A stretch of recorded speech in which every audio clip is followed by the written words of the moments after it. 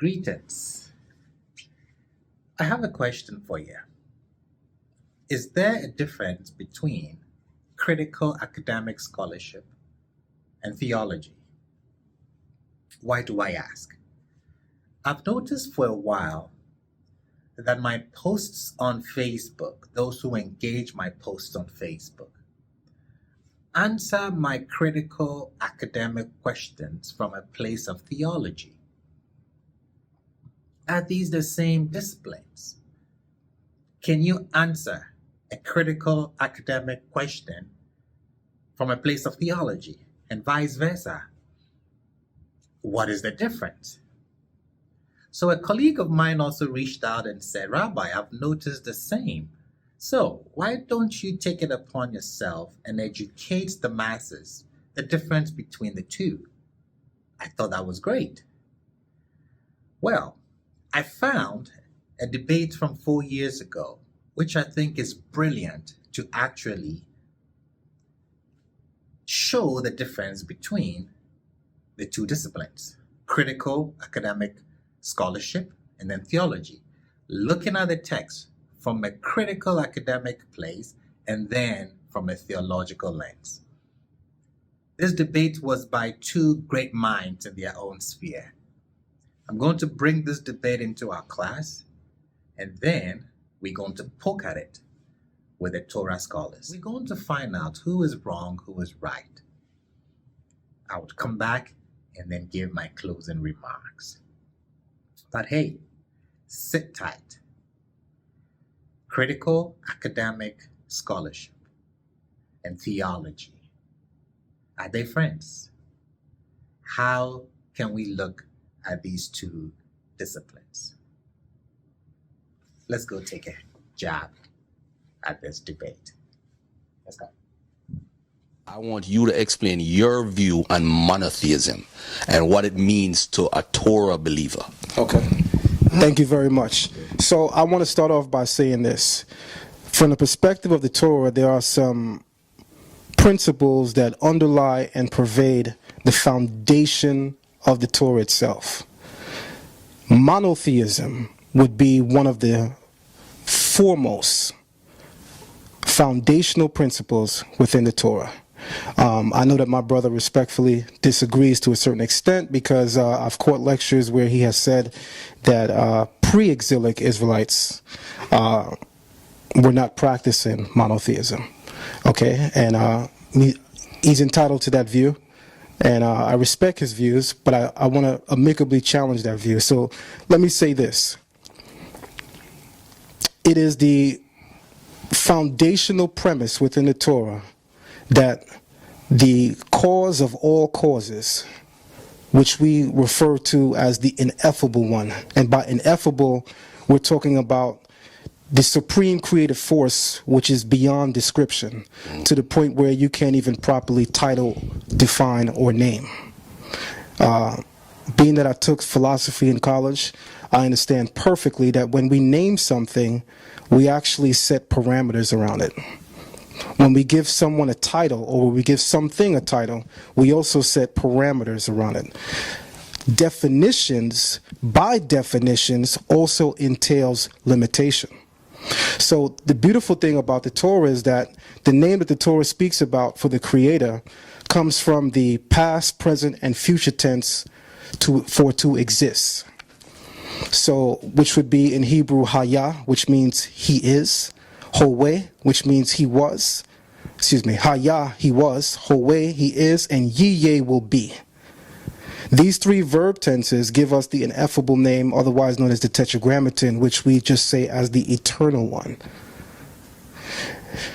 The problem that I have with the idea that monotheism may not be the foundational principle of the children of Israel before exile or pre-exile is the idea that I see henotheism, in the way that I understand it, to be a gateway drug to polytheism. It depends upon the person taking in the idea and obviously their behaviorisms and their mannerisms and their acting upon it, I don't see Brother Divine Prospect as one of those individuals. I think Divine Prospect is a very, very sharp brother.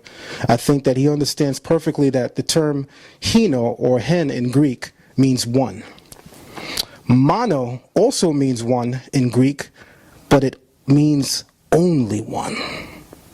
So the position of a henotheist is the idea that there is one supreme being who may manifest into every facet of nature and existence,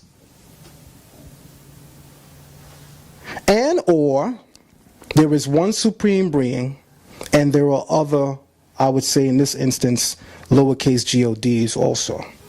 While Divine Prospect says that Henotheism was the precursor to monotheism, and I'm inferring that from his statement, I think that he doesn't have an iota within any statement that he's made publicly or privately. I'm privy to some of the private conversations that he shared with me, of a desire to serve or acknowledge other deities.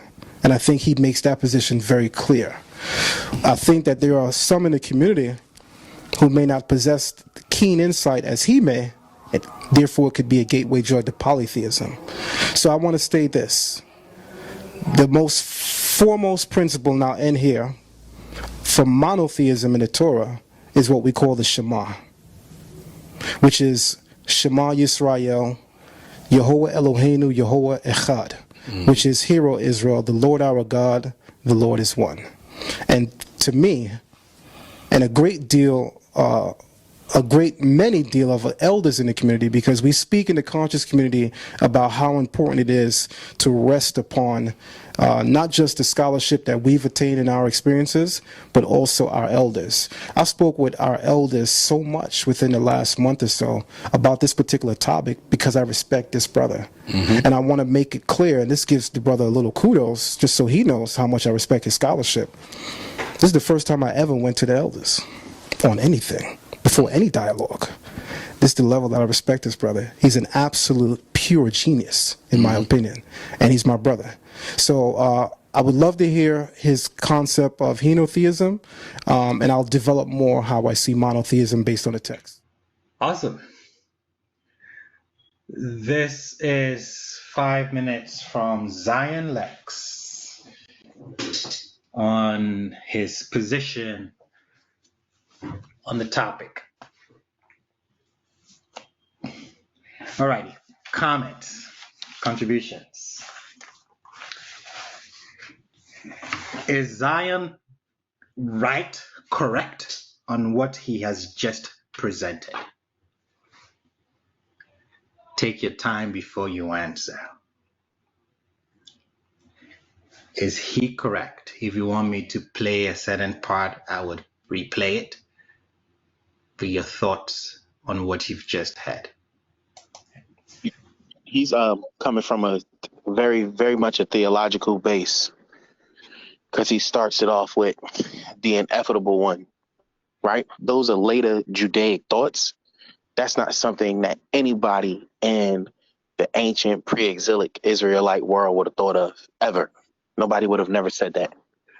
You know, so those are later developments of thinking, processing life and stuff like that. So that's my whole thing. His basis of where he's starting at when we're talking about Hebrewisms is a much later reference. Beautiful point made here. What Mr. Jason has just done is to find out which circle to stand in. Am I correct, Mr. Jason? Yes, that's absolutely correct. Correct. So before you even tackle it, you have to find out, is the speaker coming from a critical academic perspective, or they're coming from a place of theology? Off the back, the foremost foundational principle within the Torah The moment you hear that statement, you get the person's stance. Which lens are they coming from? They're coming from within the Torah, which makes it a theological perspective. So now, from a theological perspective, where Zion is standing, is he correct with every point that he's made? 100%. 100%. 100%, no arguments, no mistakes. He hit the nail on the head.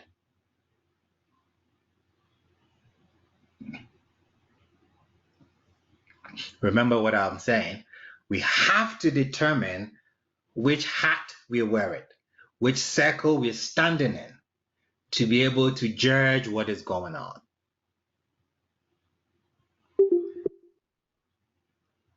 And he presented it beautifully. One of the points that he made is that Henotheism would be a gateway to polytheism. He has that concern, which is a legitimate concern. The same concerns that those who wrote the text probably had. That is why we get a text that we get. That is why we get the redactions and the edits and the picture that the authors tried to paint, because they also had the same concerns. He mentions the Shema. Within the circle, within the sphere of theology, 100% correct. Yud He Vav He is one, Echad. There's none. But we would come to find out that that is a later interpretation of the Shema.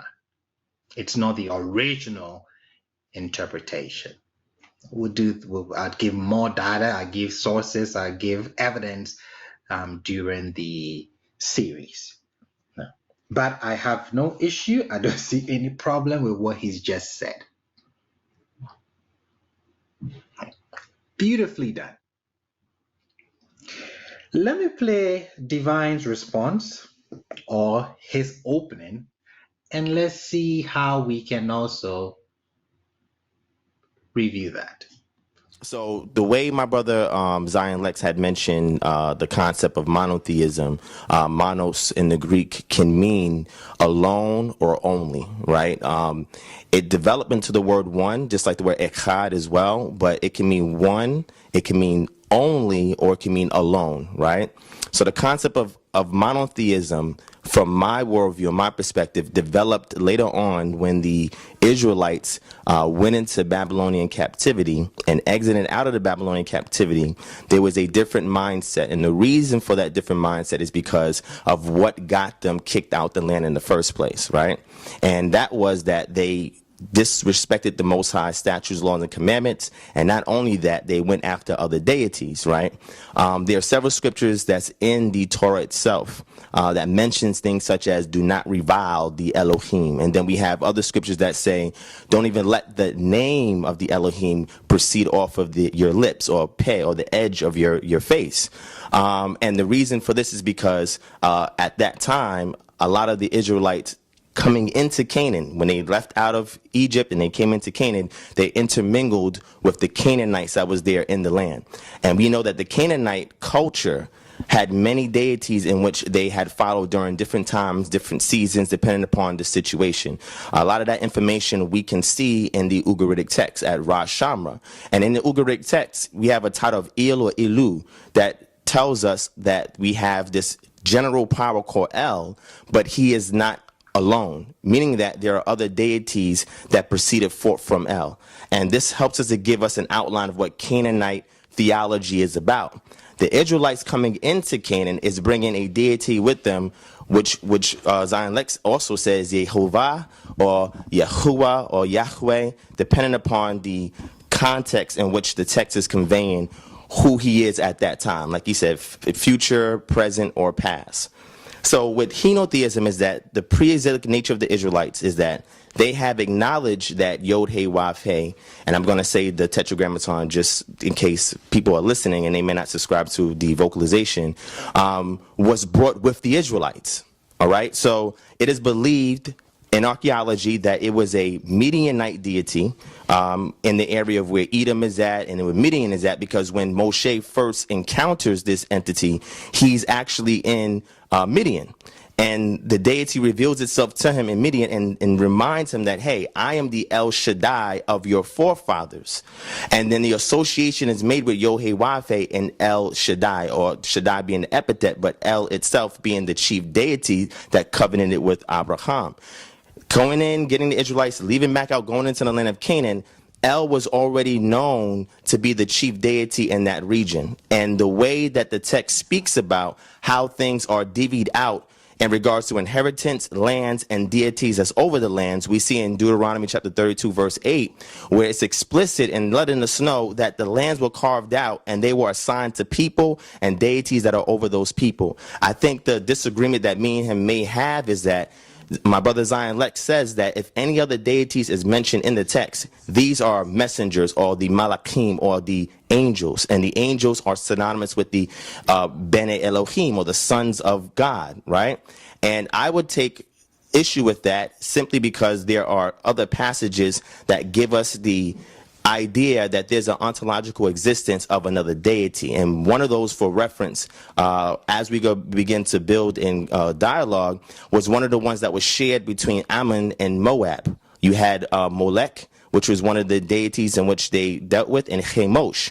And both of these deities were deities that was interchanged, because when you see the history of the Torah, it says that both Ammon and Moab came from Lot, which was the nephew of Abraham. So long story short, the objective is when you're entering into a land and you're coming in as a people for the first time, Yod-Heh-Wav-Heh is a war deity. And this is a covenant deity that made a pact with Moshe and the children of Israel before going into the land to say, I'm going to give you this land, but the people that's in this land is not just going to leave out. I'm going to use you as a means of punishing the people because of the grave things that they're doing in here that they're not supposed to do, because El is the chief deity. When we go to Ugarit, we see that when the Amorites came and took over Ugarit, they started to lift up other deities such as Baal, which we find in the Tanakh, as well as the deity Mut and Yam, which became personifications of both death, which Mut means death in Hebrew, or Yam, which means sea. So now we see a situation where all these deities are being mentioned in the scriptures, and as the Israelites going in and they settle in, and like we read in the book of Judges chapter 11, it is mentioned that the land that's divvied out, that it can only be done by Yod-Heh-Wav-Heh from what we see in Deuteronomy. But as the Akwetey speaks with the king of Ammon acknowledges that his deity gave him the portion of land in which he had. And the only way a deity could do that is if a deity had an ontological existence. And for people who may not know what ontological means, it just means a deity that actually has some kind of, is a sentient being. It's a being that is alive in a sense, but in a supernatural sense, meaning that it has influence over the living and things of that nature. It is worship, offerings are given to it, etc., etc. Now, the last point, and I'll pass it on, in regards to what he said about the Shema, which is Deuteronomy 6 and 4, that term that we have to pay attention there is Eloheinu. So we have a suffix nu, which denotes to our, possessive our. Our power is one, or is echad. And the reason why that's important is because this is a mantra that is being said by the Israelites to show the supremacy of the deity Yod-Heh-Wav-Heh over any other deity in the land in which they were entering into. And this was a reminder for them to understand that the patron deity that's leading you in this land, you have a covenant with, because we see in the Nevi'im that the deity says, I have surnamed you, meaning that you're my property. I don't care what you do, where you go, you're my property. But as we continue to see the Israelites acknowledge that it was other deities that existed there as well, and as we begin to talk a little bit more, I'm going to flesh out on how the Israelites viewed not only this chief deity, but other lesser deities in which he created, he's supreme over, but monolatrism means that exclusive worship is dedicated to the deity that is chief and supreme in the eyes of the people who uphold him as being such. Beautiful. Awesome. Okay, so we've heard Divine in his intro. What do we think? Did what he say, let me rephrase it. What we just heard from Divine, is he correct? 100% correct. 100%. All facts. All facts. All, Go all ahead. facts. Okay, now we have to determine which circle is he standing in. In an archaeological circle, meaning that he's standing in the scholarship circle, and he's also using text to prove his point. So he has both witnesses. Beautifully, like masterfully done. Yes, he's not sitting in a theology circle at all. He's straight to the text, straight to facts. He's got his boots on the ground. He's walking the grounds of Israel during that time and seeing what's happening in the land.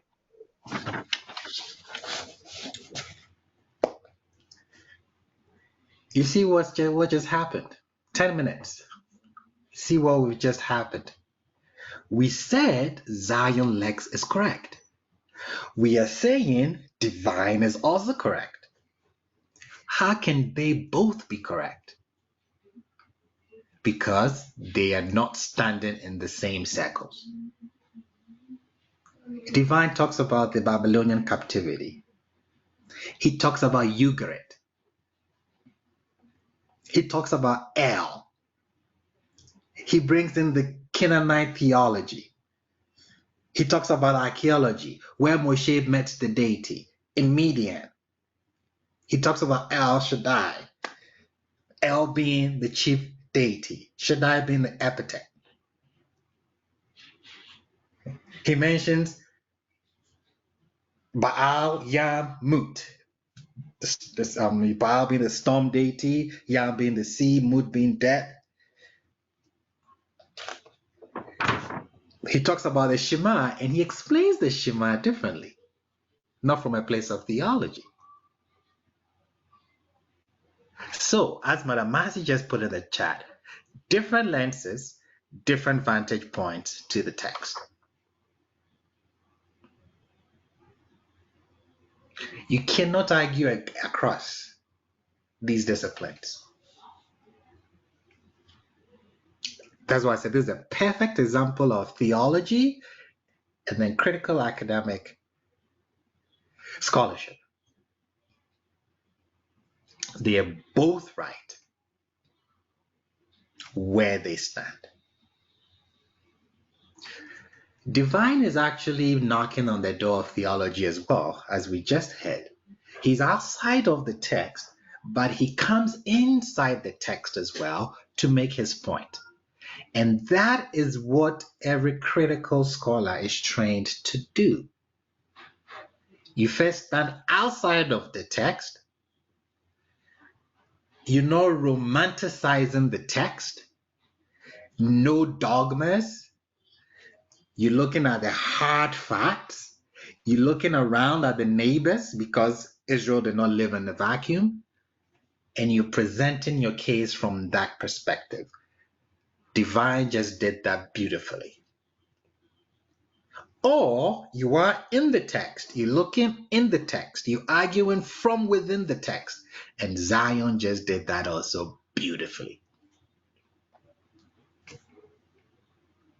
Two disciplines, two vantage points. You cannot argue across those two borders. Any questions, comments before we play the third video?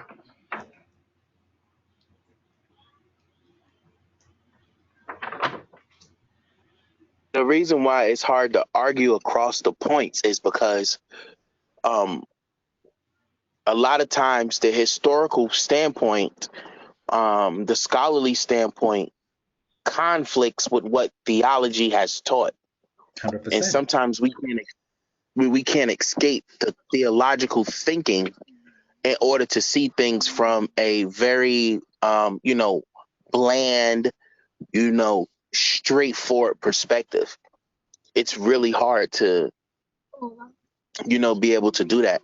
And I see people suffer with that, because we'll look at something or something that doesn't say any, doesn't have meaning, and then we'll automatically theologize it to make it work or to make it fit or to make it have meaning and everything. And it's not just us, it's everybody, because that's how we grew up. That's how we're conditioned. Correct. 100%. Mr. Mark in the chat said something very important. He says Zion Lex talks about community. Yes, he's concerned about the community. He's concerned about those who are not as well studied as Divine Prospect. That Henotheism would be a gateway to polytheism, even though he says that he knows Divine is not going to make that transition. But he's concerned about community. Legitimate concern. I think Divine is also concerned about community, but where he's standing from the critical academic perspective, he has to throw all that out of the window. What is the evidence? What does the evidence say? And then you present the evidence. Then you come and pick up your dogma and try to fight with the evidence, accept it or reject it, or explain it or interpret it away. No. So both are concerned about community, but where Divine is standing, he's not allowed to be concerned about the community. He has to present the data. What is the data? These are the facts on the ground. These are the consensus, and then he presents it. No dogma where he's standing. The moment you bring dogma into a critical academic space, you're doing something else. You're doing something else.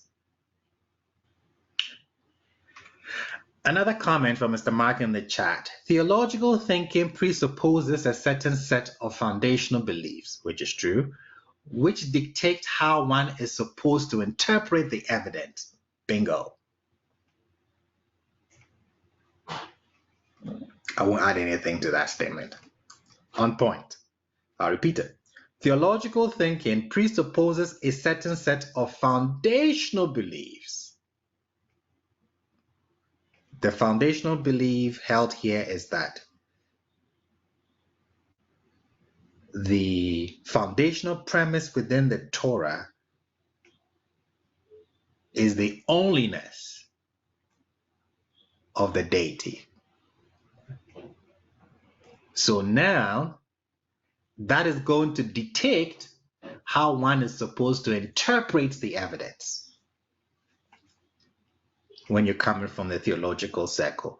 That is how you would look at this. Beautifully said. Okay, let's play Zion's his rebuttal or his second submission, and then we comment on it, and then we do Divine, and then we would start our class. Let's go. Correctly noted by Divine Prospect that we are having is that I've said to Divine Prospect that I believe that what he's calling gods are actual messengers within the language of Torah, or what we call malachim in Hebrew. And to the point that he made in Deuteronomy 32, where it says that the Creator chose the nation of Israel, that is his portion, he gave you that small segment, and I'm sure he could have gave more, but I'll give it more in this instance, and I'll say that there were lots casted, as the brother is fully aware, and the Creator chose Israel. But who were these other people that were, or entities, I like that word, that were casting lots? Well, one of the proof texts that Divine uses to demonstrate henotheism has been the Septuagint, if Garfield can remember the dialogue that me and him had, where he said that when you look at the Septuagint's rendition of Deuteronomy 32:8, it clearly says right there, it uses the term when the Creator divided the cast the lots in the peoples, he apportioned land according to the number of the sons of God. Right? But the Septuagint actually says angels. It's right there, clear as day, in the very text he's quoting. Because the understanding in rabbinic thought. And by rabbinic, I don't want you to get spooky on me. We're not talking about Europeans, because rabbi simply means a great teacher. Even Yeshua was called that in the New Testament. It is the thought base of those who hold the Torah sacred, the teachers of it, right? When we're speaking of anything within the framework and context of B'nai Elohim, the sons of God, it has always been understood that we're talking about the angels. And furthermore, Deuteronomy 32:8, as the brother used, is making that point in the very text that he brought out, which would be almost not good to use in this moment, so he didn't touch on it in this dialogue. Okay, comments. What did you pick up from Zion's language?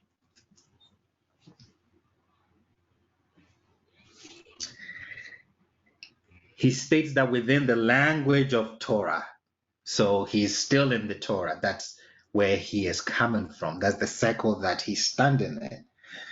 He quotes or he mentions or he refers to rabbinic thought. So he's quoting Hazal. Hazal, that's the rabbis. Hazal. I'm going to put it in the chat so you can look it up. These are all the rabbis. When someone says Hazal, when someone says, oh, he's quoting Hazal or Hazal, it refers to all the Jewish sages of the Mishnah to the Second Temple of Jerusalem. So he quotes Hazal, which tells you, yes, quoting the rabbis, it's still in the theological space. So. Well, I think the issue is that he's trying to clarify what that means between angels, gods, and sun, right? So I think that's the hang up between this, meaning that after El cast lots and Yah got his portion. So now the hang up is between the three texts, the Masorean text, the Septuagint, and the other text. So you have three different variations of this word: gods, angels, and sun. So I think that's where the hang up is. Like I say, he quotes the sages. I believe he's quoting the Zugot, Hazal, from the Zugot all the way to the Rishonim, and then the I think it's Aharonim, that is Hazal, the sages, from this period, which tells you it's theological. And he's accurate, again, 100% from the space where he stands.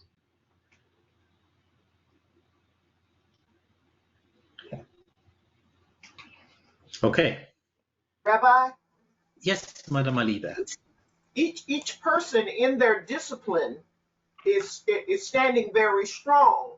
We have a problem. Where the problem comes in is that we use this mysterious glue called faith, and they tell you that if you don't have enough faith, that's the reason why you can't put these two disciplines together. And I don't know if they should go together or each one could exist on its own.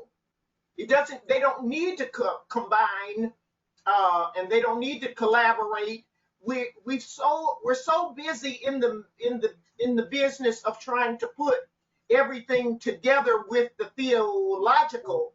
We're trying to make everything theological, that we use this mysterious glue called faith, and we try to stick everything together with that, which is these two can exist in and of themselves without being glued together with this crazy glue called faith. True. Rabbi, True. real quick. Another thing too is I believe on the other hand, they can coexist together. And let me explain what I'm talking about.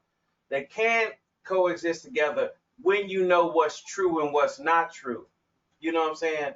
And based on the situation of the book at the time that it was written to the people that it was written. Awesome. Okay, let us listen to Divine Psalm 2nd. The point that I wanted to address real briefly that he had mentioned in regards to Deuteronomy chapter 32 verse 8, when you're looking at three different text type families, you have the Septuagint, you have the Masoretic text, and then you also have the Dead Sea Scrolls. From my brother Zion Lex, I would like to ask him just a quick question so I can finish his and answer his question, is do you hold one particular text type to be supreme over the other text types? Excellent question. The Masoretic text. Okay, so you hold with that. All right, absolutely. cool. So in the Masoretic text, you're going to get Bnei Israel, right? Where it's going to say the sons of Israel. Right. If you look in the Dead Sea Scrolls, you have two different versions. You have Bnei El and you have Bnei Elohim, and you have one minor text that says Bnei Yisrael. When you go to the Septuagint, which is a translation of an older Hebrew text, it gives you Angelos Theas, which means the angels of God. When you're looking to say, well, how can we take the angels of God rendering and compare it with the other two to see deductive reasoning? This is how textual criticism works. Because there's no autographs, you look at all the available data, you contrast and compare, you look for textual variants, you categorize the textual variants into a chronological cycle, into a regional cycle. Where was this written? At what time period was it written? Who do we ascribe this text to try to understand why there are three different variants of the same scripture. And in this case, the bottom line in which they used in deduction of the text is Bnei El, because El is represented in Theos. If we was to translate Theos and back into Hebrew, we can get Elohim. Even though Theos is singular, we can translate it back to Elohim or even El. And if we look at Israel and Elohim from the other two texts, the root is El.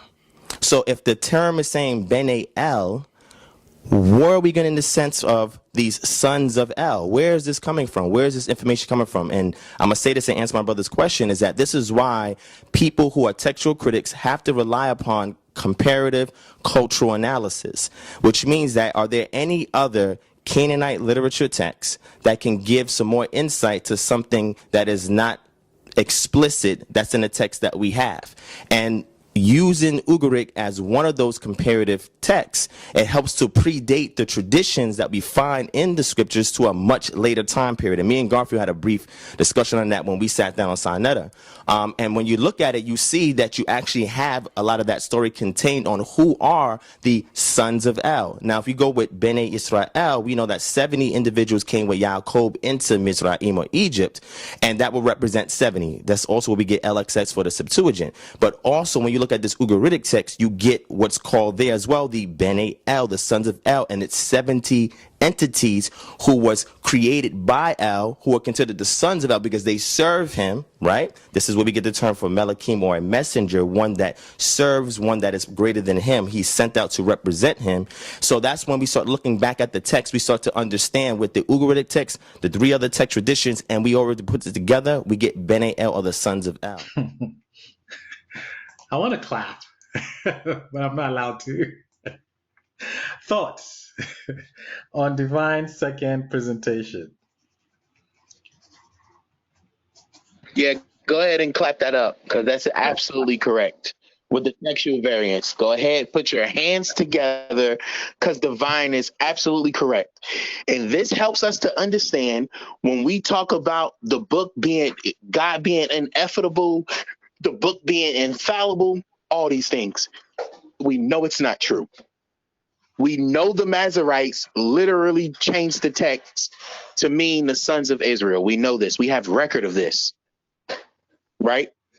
Yep. So we know that this is an ancient Canaanite belief. El is the patron deity, and he's given land to his sons.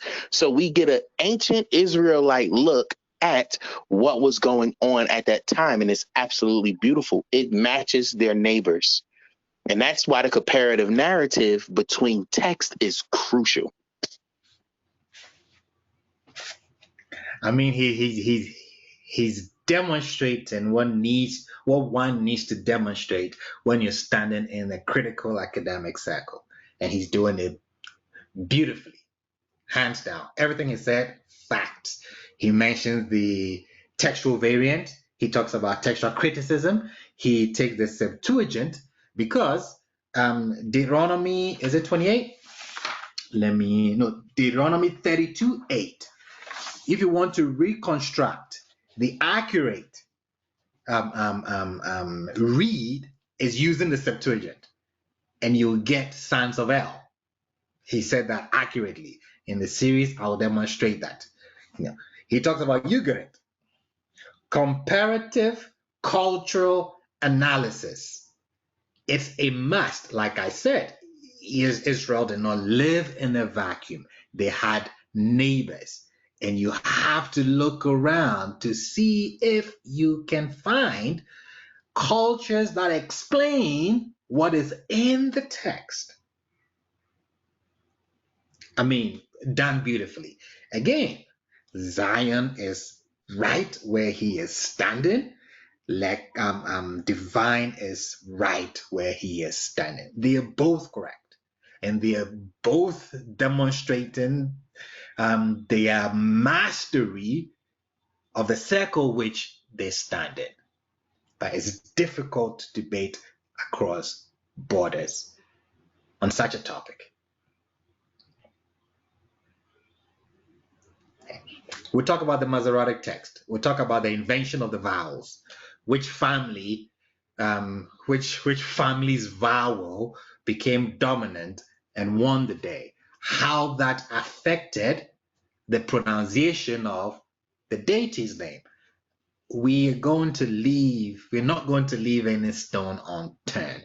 We're going to look at the resume of this deity, Yud-Heh-Vav-Heh. And I think it's going to be quite amazing. Any other comments on divine second presentation? Beautifully done.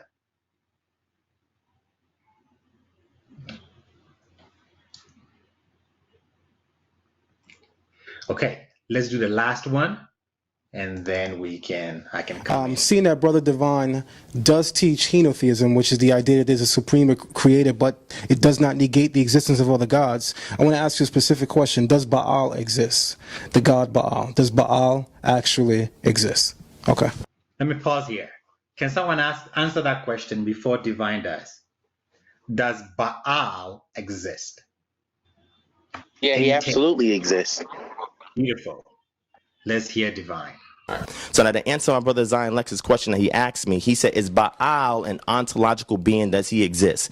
I would say it depends on the culture. And here's why I say that. When we look at the scriptures, as we see in the Bible, we see the Israelites are worshiping Baal.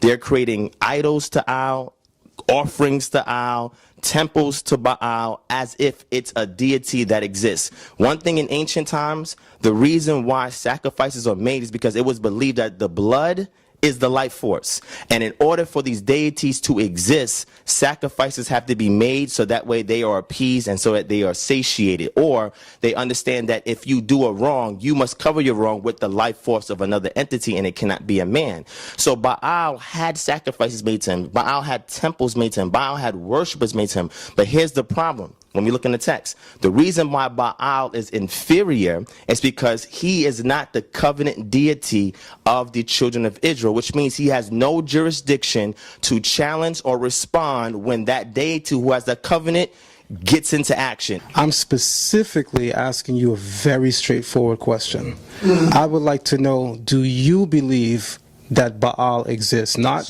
whether or not it exists in other cultures. I'm asking you, do you, and the reason why I'm asking you that is because what you're teaching is henotheism. And if you're teaching henotheism, which is the idea that there's a supreme creator, not necessarily negating the existence of other gods, but in fact other gods do exist, and by your example itself that you just gave a couple seconds ago, you spoke of Baal in a very sentient sense. You gave life to him. Yes. So I'm asking you straightforward, Do you believe he exists? And once you give that answer, then I want to give my rebuttal. So, do I believe that Baal has an ontological existence? And I would say yes. Because what Zion is saying is that if you're going to believe in Henotheism, you need to rock with it 1,000%. I'm saying no other deities exist. They're all idols. They're perceived imaginary demons, as they're also labeled in the text. And there's only one power. Everything else is idols. I don't subscribe to that. There are other entities that are out there that are adversarial. And one question on that, he's crazy. And I only have to say it like this because I have to simplify it. Me and my brother here, who's very smart, will have a technical discussion and lose the conscious community, and we're not trying to do that, right? So simplified is there are adversarial entities that are out there. Comments. When he says adversarial entities out there, what he's basically saying is that Baal is warring against Yah, or you could say Moab is warring against the Israelites. That's an adversary. Or Edom is warring against the Israelites. Those are adversaries. So if they're worshiping a deity, then it's an adversary against Israel, just like Yah is an adversary against Baal or whoever that the other nations are worshiping against. So you have those adversary conflicts between the two deities. So I think that probably explains a lot of things that's happened, that's going on, I guess, in our lives as well. And we keep saying that Satan is doing it, but we know we have other deities that are also affecting us because they want to win. They want to win the battle against the deity that reigns over that certain people or nation. Yep. All fact. Everything divine said, all facts. Does Baal exist? Absolutely, he exists. You see, let me turn the table. Does Yud-Heh-Vav-Heh exist? Yes. Okay. So why can't Baal exist? The question, does Baal exist, is coming from the place where someone has already accepted that Yud-Heh-Vav-Heh exists. But you haven't given us any evidence of that claim. You're making that claim based on your theological stance that he's the God of creation, he's the God that created everything. That is coming from a theological stance. What is the evidence that Yud-Heh-Vav-Heh exists? We have to provide the same evidence that we would provide for Baal.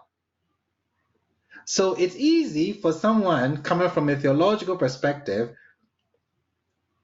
with these foundational premise of Yud-Heh-Vav-Heh existing, he's the macho man, he's the creator of everything, to pose such a question without the person sitting back and also asking himself the same question. Does Yud-Heh-Vav-Heh exist? What is your evidence? Can you provide it? The same way that when we ask, does Baal exist? What is the evidence? Can we provide it? In the lane that Zion's looking at it, though, he is 1,000% correct. But it's from a theological standpoint. Remember, in theology, you make the text coexist. You make things work within the text, and that's what he's doing. So he's correct. He's not wrong. Awesome. Yes, and when you listen to the whole debate, you'll see it's great. It's great, especially for what we are doing, looking at theology and then academic, scholarly perspective. Both, like Mr. Jason said it, both of them are 100% accurate. But they are standing in different spheres, different circles, different disciplines. divine is coming from the critical academic perspective, which I fancy.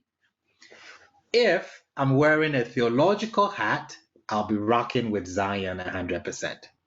That is where he is coming from, and he is doing a beautiful job. I mean, exceptional, coming from a theological perspective.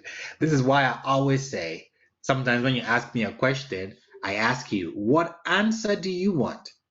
Do you want a theological answer, or you want an academic one? Because the answers are not the same. That is why it's important when you listen to someone, you have to first find out which are they coming from. If they are from the realm of theology, you don't ask academic questions or historical questions. If the person is coming from the place of academia, you don't ask theological questions, because he's not using the tools that somebody in the theological circle would use. The one at an advantage here would be divine prospect. He's standing at a very vantage point. He knows the theology. He may even agree 100% with Zion if it's theology.